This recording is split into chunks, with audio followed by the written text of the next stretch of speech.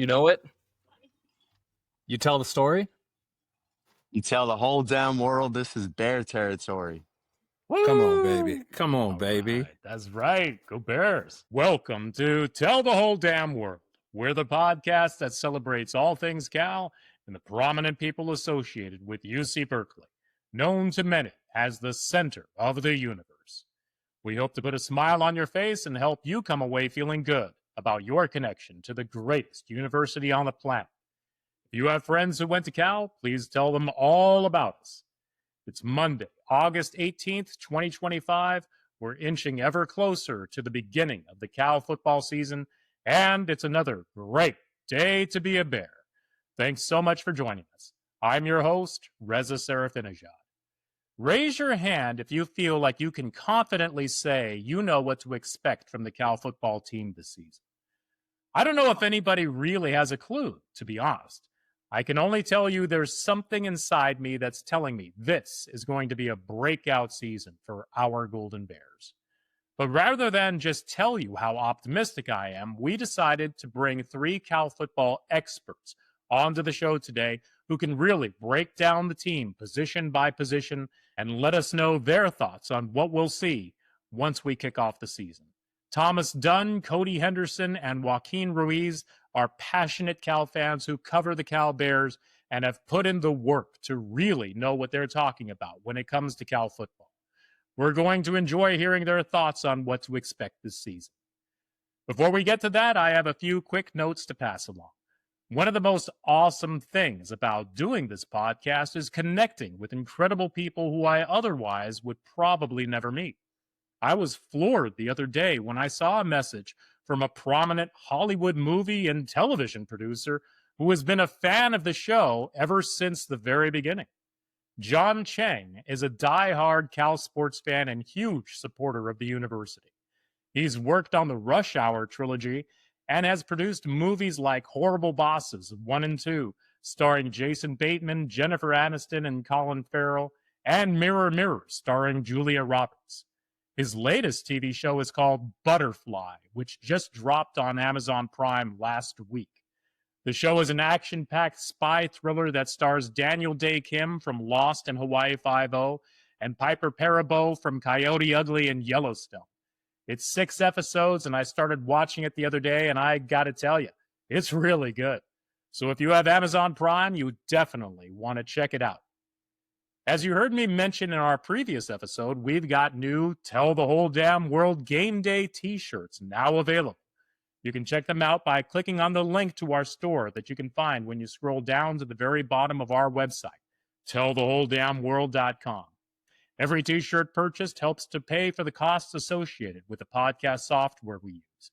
And you can also buy these awesome insulated Tell the Whole Damn World water bottles.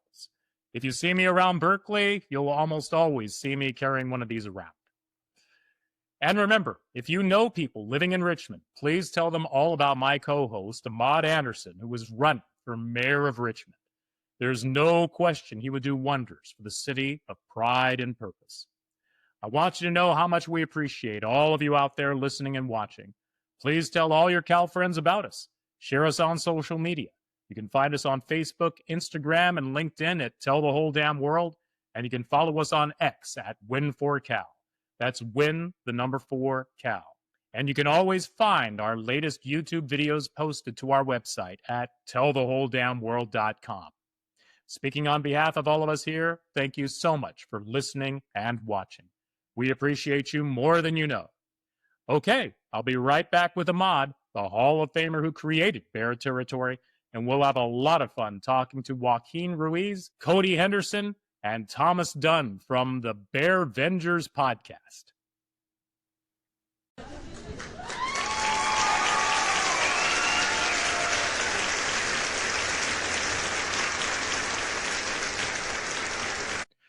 As all of you know, Ahmad and I love talking about Cal football. And as we get closer to the upcoming season, we figured, why not do an episode collaborating with other passionate Cal fans who have started their own Cal-themed podcast. And that brings us to Cody Henderson, Thomas Dunn, and Joaquin Ruiz. 3 guys who really know what they're talking about when it comes to Cal football. Believe me when I tell you, these guys really put in the time to get to know the team. Cody is in his second season covering Cal football for the league winners. He's also a middle school English teacher in Las Vegas. Thomas is in his fourth season covering Cal athletics at Wright for California and is a play-by-play broadcaster for several WCC schools in the Bay Area. And Joaquin is a senior at Cal and enters his fourth year as an authority on Golden Bear athletics. He also is in his third year as NBC Sports Bay Area's digital intern. Together, the three of them co-host a podcast called The Bearvengers on Believe It Network. They do some great stuff. Welcome to the show, guys. We appreciate all of you making the time. It's a pleasure to be here. I mean, what better? We're almost 2 weeks to the season and everybody's ready. Everyone's got that type of energy about them to say, let's get this show on the road. That's right. I mean, when I take a look around, it feels like we've been thinking about this upcoming football season for the longest time, right? There have been so many changes that have gone on behind the scenes with Ron Rivera coming back into the fold and Jim Knowlton no longer being here and all the new coaches and all the new faces, the transfers out, the transfers in. It's like every single day, it seems, we were wondering what's next, what is happening next, and now the season is right upon us. And I tell you, I can't wait because I'll say this is that we're really glad that the three of you are here, but I just have a lot of unbridled optimism, and I don't know if that's really well founded or not going into the season because I've seen some of the quote unquote experts' predictions and it doesn't look good. But I cannot help but think that this is going to be a special year for us. And so that's why we're just glad to have you guys on the show. And I thought, why not just, we can maybe take a look at the different position groups. If you guys are comfortable with that, maybe starting with the Cal offense and kind of get your general thoughts on what we can expect from the Cal offense this season. Well, I think to start with, and I'll fire off to the following guys as they go in a row and kind of what they're looking at. But it's easy to take the easy road here and say quarterback. So I'll do it. I'll be that guy that takes the low-hanging fruit. It's really a two-horse race. Devin Brown, Jaren Sagapolutele. For me, the bottom line is Cal should pick a lane and stick with it. If Devin Brown's the guy, then Devin Brown's the guy. If JKS is the guy, then JKS is the guy. I think it's important to not have an agenda with which quarterback you're picking. I think it's important that you let them play through mistakes because I think they become better for it. And I think you run through the idea of these past few seasons with musical chairs. I don't think that's going to be something where you're going to have a lot of success for the team as a whole. I think you stay consistent, you eat the pain where it comes, if it ever comes, and you just try and be out there on the other side through all the adversity and find a way to build some character with the team. And it feels like that's what they're trying to build right now through fall camp. And I know that the two of my other co-hosts right here, they've been seeing it with other position groups and we've been talking about them. So for me, I'm always going to think back to quarterback. I know these guys got their own premonitions. Cody, what do you got? Yeah, to me, I think it's the offensive line. I'm a lineman guy.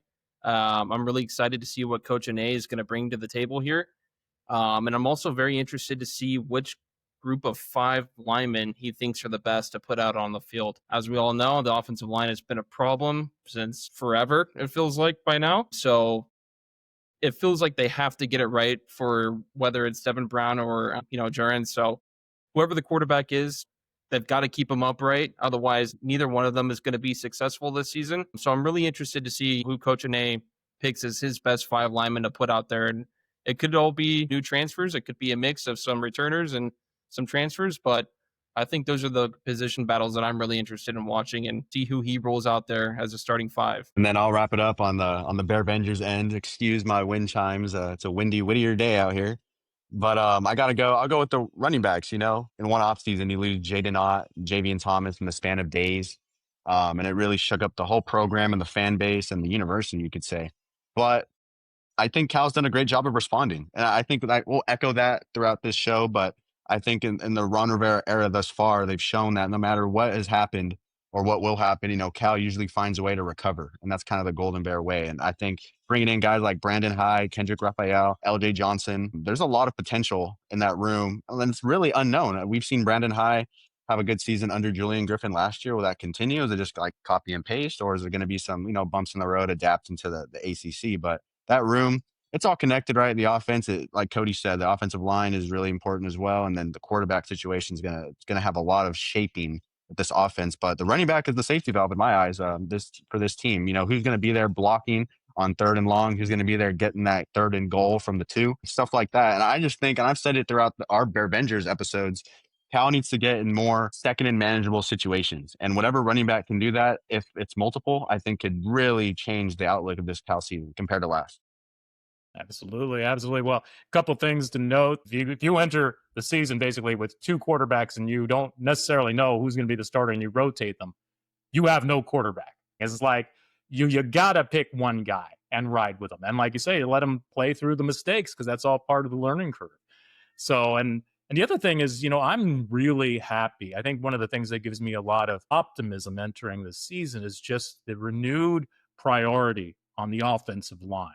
Because, you can have all the amazing skilled players in the world, but if you don't give your offense time to make the play, then it's all for naught. And I think we have like 19 offensive linemen on the squad right now, something along those lines. So, I mean, that's pretty good. If we just, I'd be curious to see how we go with a 2 deep there at along the offensive line. But I really do like the success that Coach Ane has had, especially, I guess, in his previous spot, allowing the fewest sacks in the nation. There's a lot of good promise there, at least when you look at those 2 positions in particular, especially with the talent that we've got at quarterback and our renewed emphasis on the offensive line. The big question, I guess, for me, and I'll throw this out there, is the running backs, I guess we just don't know who is going to rise. But I think Coach Harsin was saying that he's going to really mainly stick with 2 guys to kind of rotate throughout most of the game. So we don't know who those 2 guys are yet. And tight end, I mean, obviously losing injuries was a big blow. And do we know anything? What's our feeling about the tight end position and how that's going to be involved in a Harsin Rolovich offense? I think I'll start with the running backs because I got to speak with Julian Griffin today at the head media post practice, and Julian mentioned that specific situation where Harsin wants to have a nice 1-2 punch, and then who knows what happens after that. I do think it's important to have more than 2 guys ready. I think you consider like just the amount of weight that goes on a running back's shoulders. You consider the amount of hits they take. You just consider the physicality they endure. I think it's important to go beyond 2, have 3, and definitely 4. I think back to the 2023 season and really the 24 season at times, how many times guys got banged up. So you look at for this year's room, at least Brandon High, he's going to be in that rotation for sure. Then I think it's going to be a battle between LJ Johnson and Kendrick Raphael. I think those are the 3 main guys that you have, and those are the 3 guys that Julian Griffin referenced. But I think it's important to understand that all 3 need to be ready. And I think even beyond that, some of the other guys, some of the other younger faces are going to have to stake their claim because I don't think you can guarantee health across the board in the running back room. I don't think that's a very fair thing to do or expect. So I think while Harsin may want to, I think it's important for Griffin to have more than 2 ready to go at any given time. And I think that was really the main mission that he talked about today. As for the tight ends, I think that's probably the biggest mystery because, like you mentioned, losing Jack Endries, that sucks. Like that was a really tough blow. But I've heard that like Landon Morris having a good camp. You've always had everyone's had the eyes for Ben Marshall over the years. So it's just a matter of like who actually steps up and stakes their name. Joaquin, I don't know how you kind of read that tight end room, but I know both the running backs and tight ends are kind of on different ends of the spectrum in terms of what we know and what we expect. Just what you said, we hear Morris is making some plays. There's some highlights that have been posted to Instagram or in the mix on some forums that are all like excited about him. But it really is a mystery, and that's why Endries leaving stung that much more because he already seemed like he was NFL bound. He's a local product, and he was just that guy that he's going to be there on that 3rd and 6 or that 2nd and 8, whatever it was. So at tight end, it really is a mystery. But I want to go back to your point. You talked to Julian Griffin today with the other media members. I mean, we haven't really heard too much from him, but I did like what he said about the running back situation. A little nugget. He said that you're not going to play, meaning the running backs will not play if they cannot pass block. I thought that was pretty interesting. So Brandon High seems like that burly guy who can kind of do it all. And then, it's going to be up to between Kendrick and LJ to take that 2nd and 3rd spot and rank themselves. But if I had to guess what I think will happen, Brandon's going to be that running back 1, that ground and pound guy. I think he kind of fits Harsin's pro style approach. And then I kind of have a feeling Kendrick will get that 2nd look. Another guy, just NC State transfer. He's had some success when he does touch the ball. LJ is the more unknown guy. I feel like his numbers don't really reflect what he can do from previous seasons, but Kendrick at least has a little bit more experience in my eyes on the ground, and going through his film, he's pretty shifty when he does have the chance to make a cut. And, if it all pairs together, the offensive line gives some time, we'll get to know more. But I think we'll learn a lot more from the coaches and future press conferences after this coming scrimmage. I think we'll start to have a little pecking order, but I think Brandon High is the guy right now. Good to hear. Thanks. Yeah, appreciate that. Mod, you got some nuggets for us of wisdom? Yeah, I think that from a guy who played defense and on a number of teams while being at Cal, one thing I know for a guy who played out there on the corner, what was really important, and you all been talking about offense, but also from a defense perspective, what's important to protect the quarterback and make the best of the resources we have is one, being able to defend your quarterback. And then that next level down, as was just mentioned, is having running backs that if you can't block and protect your passer, which we're renowned for doing, passing the ball, then the setup to move from running to passing and passing to running is not going to happen. You'll be playing on their heels for the rest of the game. A defense will take full advantage of that when they know that you don't have that type of protection. I mean, we talked about in the beginning here off air about in October with the Miami game. It was that offensive line. Yes, Cam is Cam, but it was that offensive line that was holding it down. That just marched down the field protecting the quarterback to then having the defense on their heels, not sure if this guy who can pass and can run, not knowing what he was going to do. And that made all the difference to the point that I had left the game early because I had a lot going on that day. And I get to the corner of College and Durant and College and Durant. And all of a sudden I recognize I see these Miami folks yelling, jumping up and down, and there's no cannon. And I was sitting and said, Miami just scored. And I recognized when I was leaving the game that offensive line is the key to success, and it can be for us. I'd rather be overloaded with offensive linemen all day, knowing that I won't be out on the field all day as a defensive player if we are taking care of business. I'd also say, Reza entered into the conversation about me being optimistic. I want to bring some clarity about that. One is that having played the game, coaches coach and players play. But I also know that it's like now it's really, to me, it's eeny, meeny, miny, mo as to who comes to your team and who plays for you in this game of Rochambeau, if you will. But I'm optimistic from the standpoint that this has happened to a lot of teams. And now you're going to really see who can play and who can coach. And you said it already about you can't go into the game with this 1-2, and that really does not breed for a lot of confidence in any team on either side of the ball. But what I do know, I know one coach is to say, for a team that had been on the top all the time, who rarely ever got scored on, who then the first time they ever got scored on, although they may have been undefeated, but the first time their opposition scored on them, the coach would look at them and say, now what? And so what? The game now has begun. And that was Lou Saban. So now what? So what? The game has begun. NIL is here. We got who we got. Let's play ball. And that's just the mentality of me as being a former D guy, someone who's been in the trenches, back against the wall, and knows what the capabilities are. If also those players know that the NIL is a lifeline for some, and for many, in other cases, their last lifeline, then if you think that Cal is a one-stop, it will be a one-stop for you if you don't perform, if you don't show success.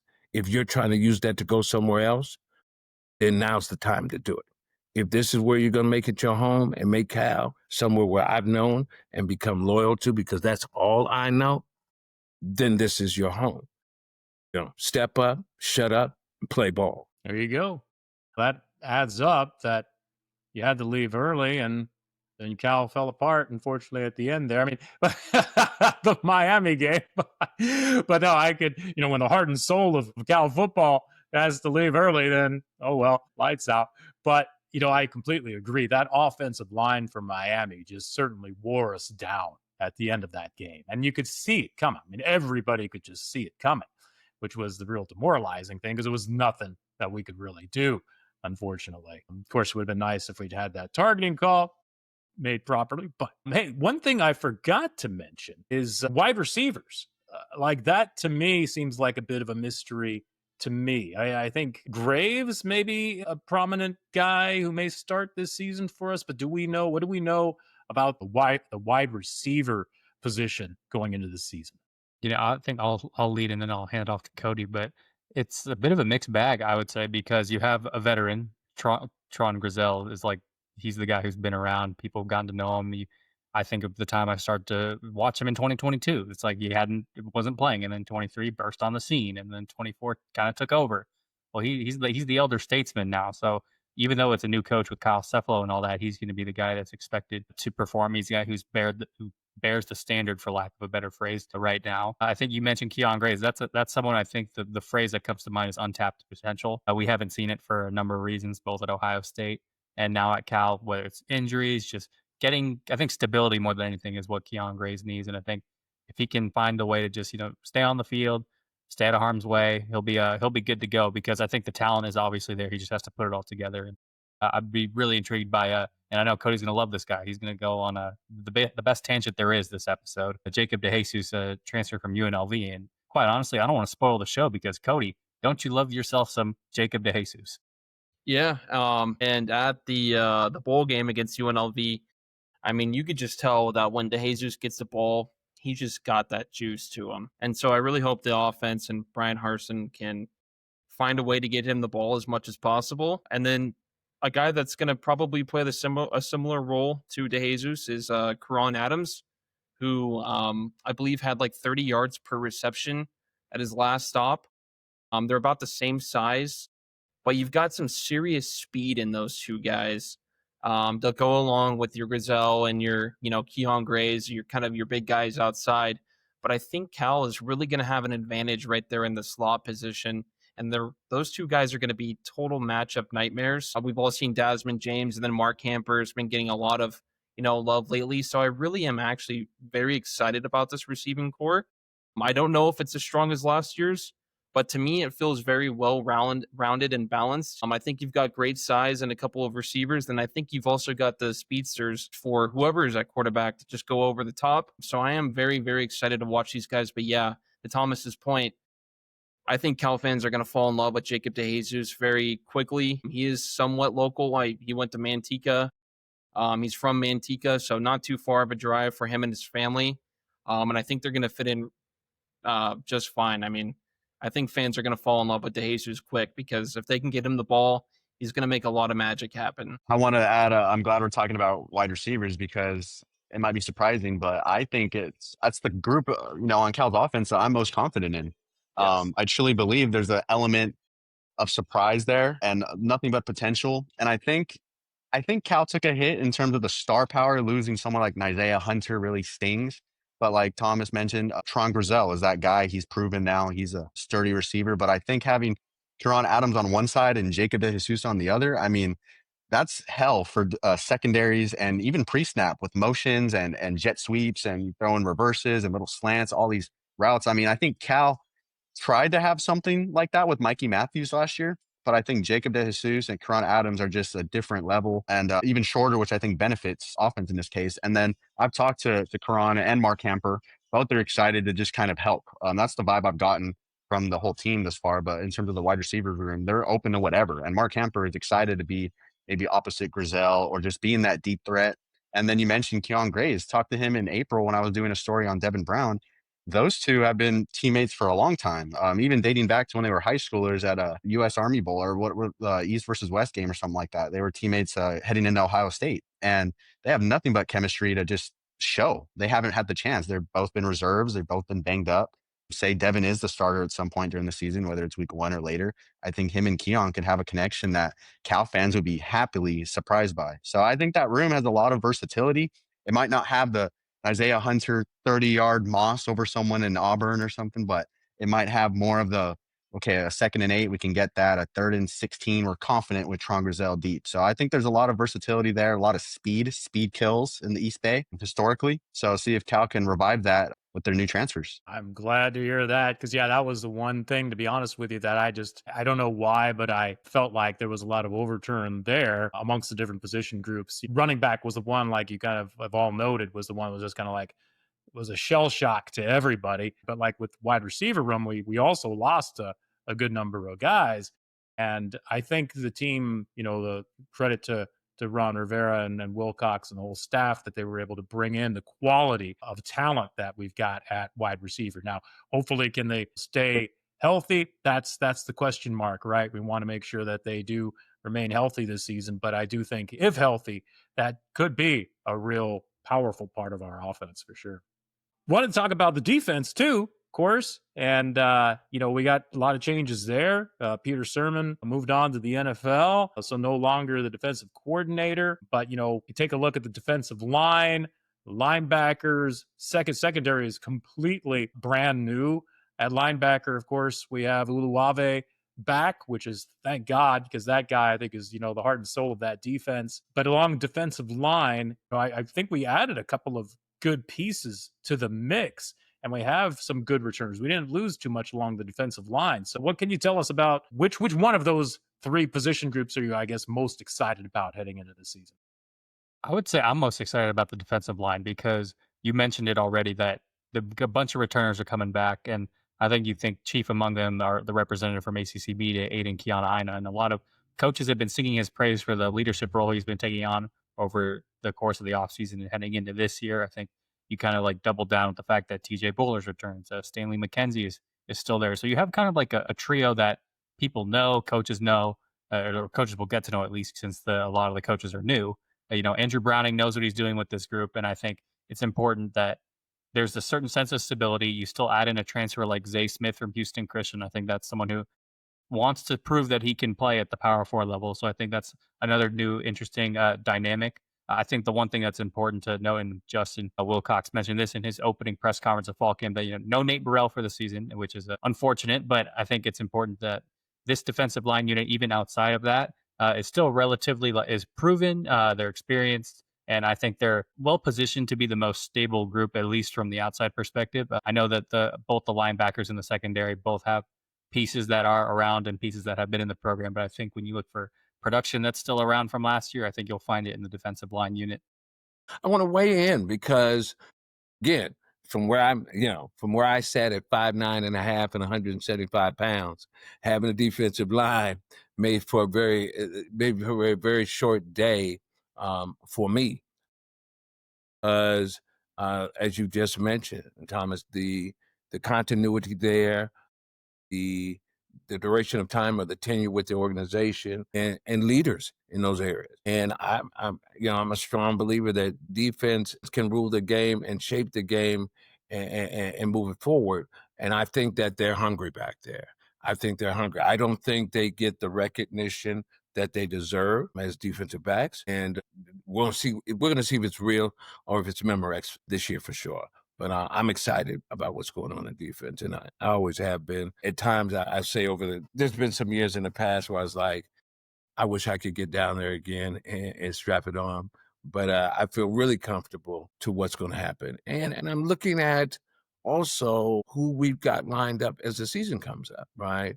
As to, the first 3 games, what can we really do to really shape the course? And by the 6th game of the season, we're going to know what's really going on. And I know it's deep into it, but there's going to be some great opportunities to really test and be innovative on defense, to put in some pressure on some folks who could bring their A game to Memorial Stadium and in their own home stadiums as well. But we're going to see what happens on defense. Yeah, I'm glad you brought that up, Ahmad, and Joaquin, I'll let you go in a quick second here. But I think that you look at the next step for that unit, it's the ability to build resistance at the line of scrimmage. I think you think of last year, 3rd and 1s, 4th and 1s, teams being on schedule, or a team in a 2-minute drill that needs a conversion, or just a team that needs Cal needs a late stop, they don't get it. Like, that was kind of the theme of last year, even though the defense was really good. Like, make no bones about it. Very good defense. They just didn't get the stops they needed right exactly when they needed them. So I think you look at the way Jason Novak, the strength and conditioning coach, has the guys getting bulked up. I know you guys have been seeing it on social media. And so as Ahmad, as you bring it up, I think that's the next step. And I think that's something that is entirely attainable for the defensive line unit. Real talk. I'm glad you mentioned Novak. Yeah, strength is everything. Anyone that knows the defensive line, you got to stay down the line of scrimmage. I know it's always enticing to sprint upfield, but you leave your gaps. And then we've seen Cal kind of give up those back-breaking 3rd and 4 right up the middle. Like, how does that happen? Well, you got to stay down the line of scrimmage. But I want to talk about the linebackers really quick. I think this room has the chance to really just devastate opposing offenses. I mean, you mentioned it earlier, Cade Olave. This guy's going to the NFL. Things keep going as they have for him. He's going to be the next guy. He's going to be up there with Teddy. But then you bring in a guy from, BYU, Harrison Taggart, later in the portal window. But this guy has the chance to be another Cade if his, stats and what he's shown so far carry over. And I think that room right there in the middle of the defense can really just anchor the entire thing. The secondary it's proven. DBU, that will figure itself out, always has. And then the line, like Thomas said and Ahmad said, that anchor, that's going to be great too if they can get on the same page. But the linebackers, I really think, are the quarterbacks of the defense, and Cade has shown that he's that guy. And I mean, we might even see him playing running back because he's just so good. In middle linebacker, him and Harrison can do some real damage. And I do want to mention kind of that bridge between linebackers and D-line. Edge rusher Ryan McCullough could be in for a big year. I think he's always in the mix, doesn't get his love. And sometimes what happens when you play with Teddy Buchanan and Noah Williams and Craig Woodson, but I think this year is the year that fans are going to know his name, and he's really going to be in really just throwing things off in opposing offense's backfield. So we'll see what happens there. That's a great call out. Yeah, and what I'm really interested in seeing, and Reza, you brought it up earlier about the D-line looking gassed. We saw them look gassed at the end of a lot of games last season. A lot of that was because the offense couldn't stay on the field, right? For most of the game, for the first half, they just couldn't sustain drives. They couldn't chew clock. So, we were asking the defense to do a lot there at the end of the games. They've been on the field, for the majority of the game, and then eventually that's just going to break, especially when you play against a superstar like Cam Ward and, a high-powered Miami offense. So I think that's going to be really key is for the offense to actually help the defense out and sustain some drives this year and chew up some clock. Now, you can't always go 98 yards with your boys, but you certainly can, go 70 or, 60 yards and really chew up some clock there to get those guys a breather. So I'm really interested to see if they can find that, balance or that feng shui between the offense and the defense this year. Real quick, I was just going to say, Thomas and Cody and I on our show have mentioned, or I've mentioned it on our show since the beginning. I think Cal's season really could be decided by how the offense performs on first down. I feel like so many times during last season, I think of the Pitt game, it just feels like every drive starts like at 2nd and 9 or 2nd and 10. And then that just kills your offense and it puts your defense right out there in tough situations, always playing against bad field position. And it's just devastating when your offense, whether it's a sack or just a really rough, first down, penalties, that's a whole other topic, but just first down, you cannot afford to be in deep second downs, 3rd and longs. That's just a backbreaker. And then, like Cody said, the defense, so many times, I mean, this is a defense last year that had 4 guys drafted in the NFL. This is no slouch. And other teams know that. We're going against 4 pros right here and more that made it as undrafted free agents. But it's really, just the energy at the end of games. And you see it at Cam Ward. Good teams find ways to win, whether they're tired or not. And Cal can really help itself by just playing, living up to football. It's the team game, 11 on each side. So if offense can help the defense. So I think you said a mouthful because, again, thinking about my last times out there, never was I in a position where I thought we couldn't do it. I mean, if 4 seconds ended my college career and we won, I never felt any game prior to that we are out of it. And why? Because we had Moret, we had Warren, we had Dave Lewis, we had Wesley Howell, we had Andy Bark, all these great receivers that could make it happen in a blink. And God bless Gale. Gale couldn't run to save his life. He had clay feet running around back there and two knee braces. But as I look at where we have evolved, the call for speed, the call to make it happen, the call to flash, we have those capabilities.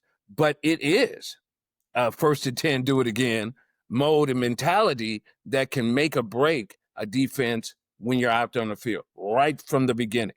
And like you're saying, it was always, now it's 2nd and 15, 3rd and 9, and it just puts you in it puts you in the sight of the sniper, if you will, if you're the defensive player. Now, not just the middle linebacker, but the whole team is a rover. And what you just mentioned there on having the edge rushers, that's everything. That is just everything. You look at the pros now. All they want to do in Dallas, all they want to do in these other areas is bring the edge. Bring that heat and like a clam, close it up and bring it to the middle and have that linebacker sitting there like it's a chop with extra sauce on it. And I'm telling you, if we can't do that, and I believe we can, but we have to be able to do it early, that sets the tone, not only for the game, but in this rotating kind of who's playing, who's on first, who's on third, whatever. We need to be able to set the tone in the ACC, wherever we go, when we play, to show that we are solid. We've made these changes as coaches. We've made these changes as players. But let's go, baby. Let's go. Well, hey, a couple of items. One is, all of you really talked about that the balance that's needed between the offense and the defense. Because, if the offense isn't doing their job sustaining drives, then the defense gets gassed and you're going to give up points. It's just inevitable. But, it's not really, you can't just overload one or the other and have one half try to carry the team. You need that balance between both the offense and defense. And Ahmad, you just talked about the coaches, because the coaches, we have a lot of new faces, coming together. And we were fortunate enough to interview Coach Rolovich just last week, and, loved having a chance to talk to him and get his perspective on just how he approaches everything with regard to coaching and the team building and the culture and all of that. But what are your guys' thoughts on how all of these new faces as coaches are going to be able to work together? And I guess in particular between Coach Harsin and Coach Rolo, because they do kind of have different schools of thought when it comes to the offenses that they're used to running. How do you see their working relationship going entering the season? I think it's important to kind of determine the autonomy that they all have, and kind of like even a step further is how much does Coach Wilcox want to be involved with the offense? I think you think of all these new hires that come in from the outside, you could be forgiven if you think, okay, maybe Justin Wilcox says, let me take a step back on offense, let them do what they do. Let me focus on defense. Let me focus on situationals. So for me, that's the first thing I want to find out. Is it really Brian Harsin, Nick Rolovich, and the rest of the position coaches leading the offense? Or is it still, how much of a working relationship is it really at right now? Mm-hmm. And I think that's important to find out. I think some of these coaches have mentioned on both sides of the ball that it's a working relationship from all sides. They all contribute. They all find ways to get their voice heard. Now, what actually gets applied into the game, that's something we have to wait and see. But I think for me, it's most important that there's no one ego that trumps all and says, look, we're doing this my way or the highway. I've heard what you said, but I still think I'm right. And therefore, we go out and do X, Y, and Z on 3rd and 4. So I think for me, that's kind of what I want to find out is how much control each coach has and how much perspective they each get to offer. And then ultimately how much they get to showcase out on the field, both with their position players and then eventually with the product on the field. I want to build off what Thomas said. When I see this coaching staff, it really makes me think that Wilcox is taking a page from like the NBA book, where you have some of these teams that have legendary assistants and just elite minds just in the, Popovich's tree. Some of these teams, no one really pays attention to the assistant coach that ends up being the head coach, but that kind of stuff matters. And I think Wilcox assembled a team where if it goes how he wants it to, you have so many great minds in the room that are just feeding off each other. It's like watching Oppenheimer. They're just in the room trying to figure it out. And that just reminds me of what Cal is trying to do here. I mean, you have guys like Rolovich and Ron Rivera talking ball with guys who might hold the whistle on the field more than the other guys, but all of them have, unparalleled resumes and just backgrounds and so much ball knowledge. So I think that's Wilcox's goal with this team. Unlike Thomas said, you do have to figure out, okay, who has more say over certain situations. And we might even see that with the defensive coordinator situation. You have Terrence, who's more of the secondaries, and Vic, who's, in the trenches. But offensively, you have so many minds who just know everything. And I think Cal and Wilcox specifically is hoping that just breeds excellence. Someone has a question, someone has an answer, or two different answers from different times. And I think that's what Cal's trying to do, and just kind of form a plan for every single situation. I mean, it's a chess match, and Cal are nothing but chess players and coaches this offseason. So let's see what happens. Well, I love what you just said there, Joaquin. I mean, for the longest time, I felt like, the head coach, there's a lot of responsibility on the head coach's shoulders. But really, what he needs is a team. He needs the guys he can count on. And if I had my say and could wave a magic wand and kind of change the landscape of collegiate athletics, I'd kind of even out those coaching salaries and kind of more evenly distributed amongst the entire coaching staff, so that you kind of don't just have one person commanding so much that they all kind of, participate in how much money is being doled out, because you need like really good quality coaches. And if you look back at some of the best programs that have been run, I think it was FSU years ago, where they had an assistant coaching staff that just stayed in place like forever. They were just there for the longest time, back when they were like winning championships and all of that. And, that's just it, is you need that stability amongst the coaches. It really helps a lot to build that culture and that program. But I do like the idea of bringing in these guys who are experts in what they do, because Rolovich should be a head coach. Harsin, I mean, I read something about Harsin, by the way, when he was an offensive coordinator at Boise State. They went 61-5. That's pretty good, right? So, I mean, hopefully some of that success translates and rubs off on us here. But I love the idea of this team attitude, and not unlike how the three of you have joined forces for Bearvengers, right? Well, I'll say, even in the history of Cal, right? And you've seen nothing but assistant coaches go on to be head coaches, not only in college, but in the pros. I mean, I had Al Saunders, who was a coach. I had Gunther Cunningham.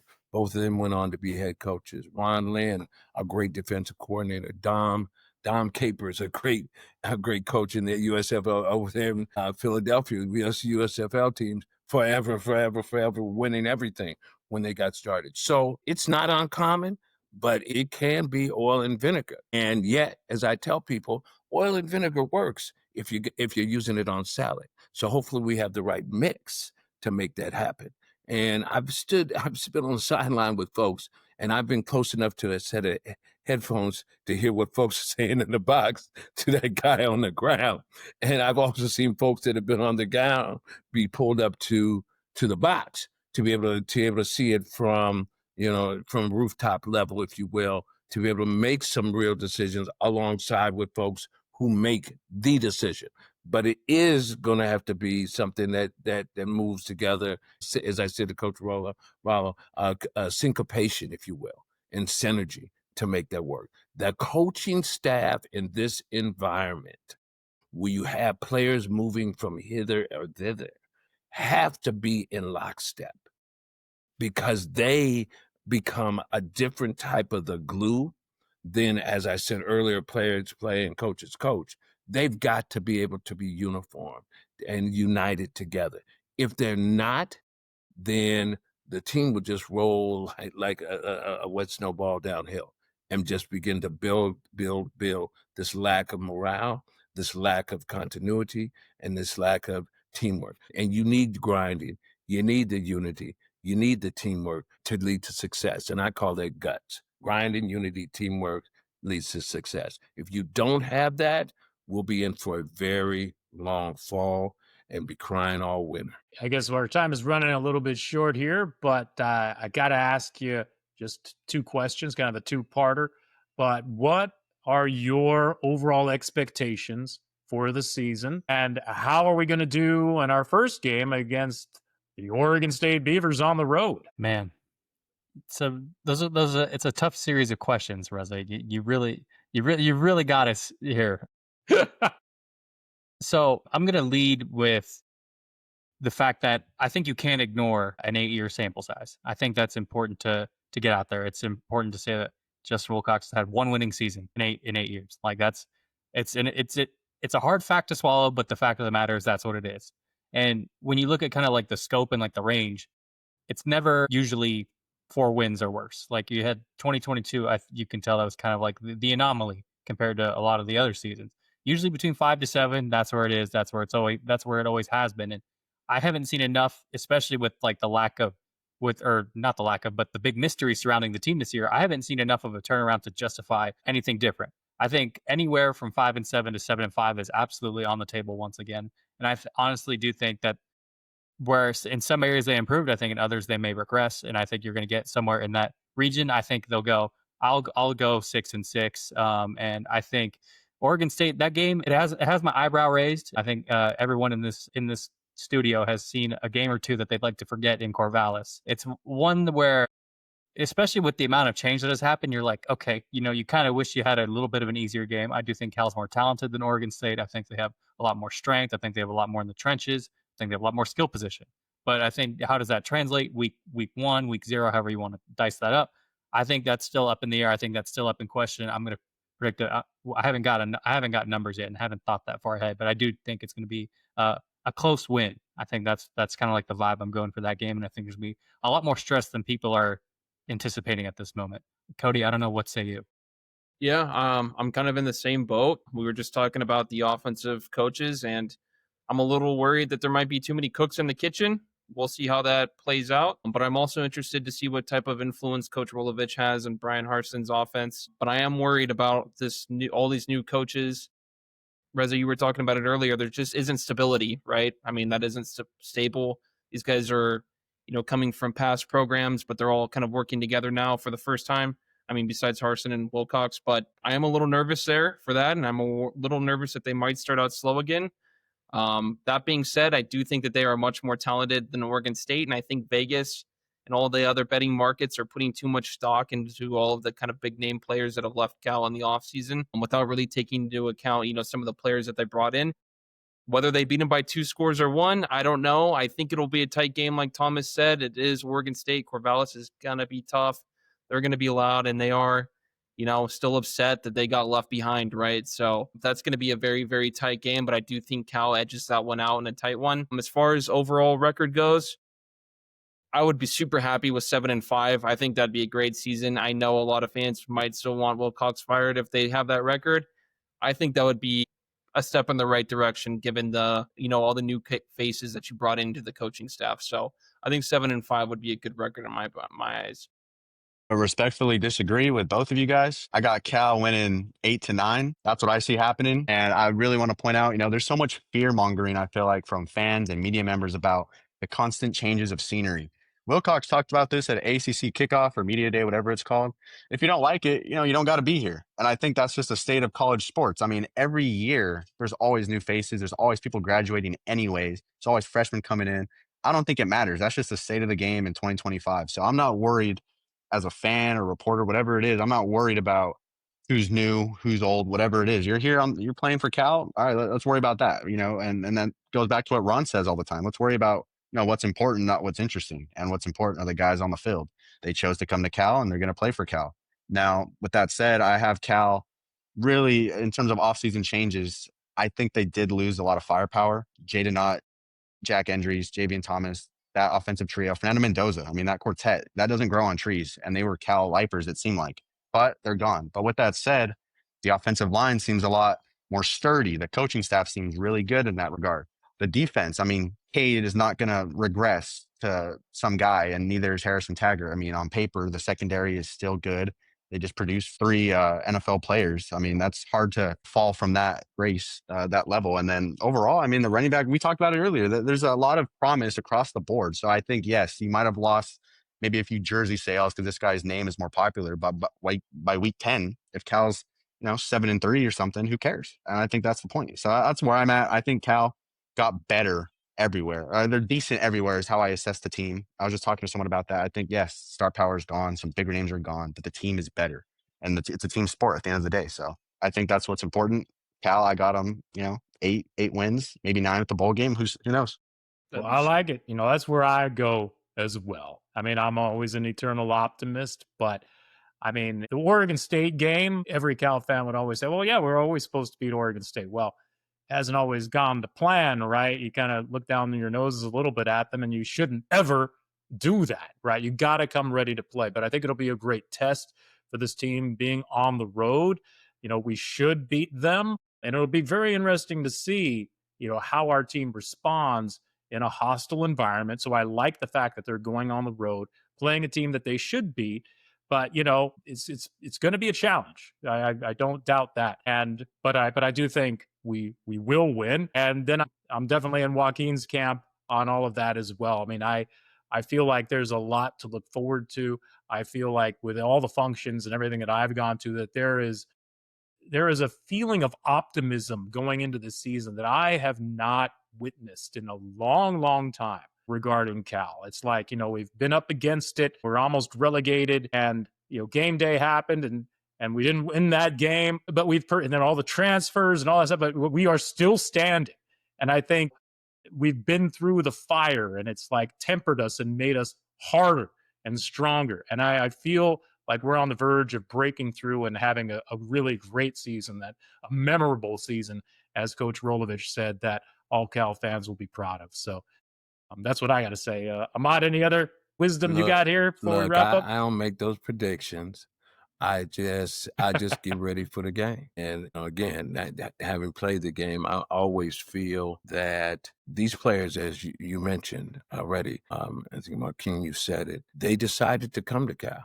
It's like it's the same reason that folks decided, whether it's on the field or in the classroom, you made a decision to apply to Cal, to come to Cal. You made a decision as an undergraduate to do what you decided to do as a major. You made a decision as a graduate student to come to Cal because you knew that whether an undergraduate or a graduate degree from the University of California would take you to the next level. They've come to Cal to show what they can do because somewhere where they were didn't feel fuzzy and warm to them. But here they have arrived at this bear territory, where they're going to get a warm bear hug, and they're going to be able to show and demonstrate what it's about to be a member of bear territory. So I'm just keeping it real to keep it right. Game on, baby. Hey, well, after that, Joaquin, Reza, Ahmad, you guys, anybody got some pads laying around?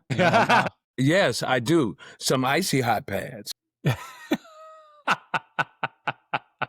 That's good. Well, hey, I know we're running short on time here, but I just want to thank all three of you. Thomas, Cody, Joaquin, it's been a real pleasure. Love getting together, talking football. We'll have to do this again later on this season or, after the season, whenever we can find the time.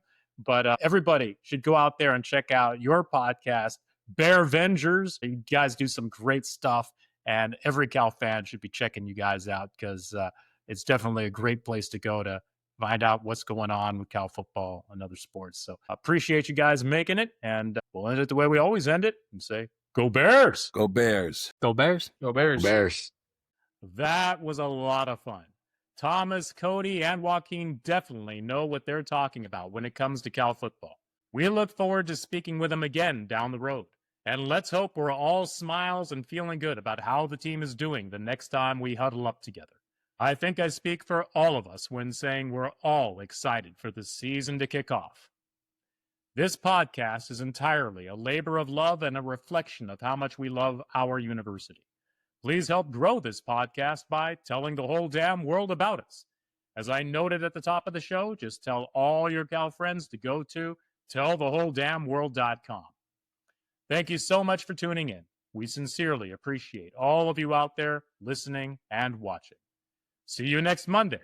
This podcast is about celebrating all things Cal and the prominent people who are passionate about the University of California.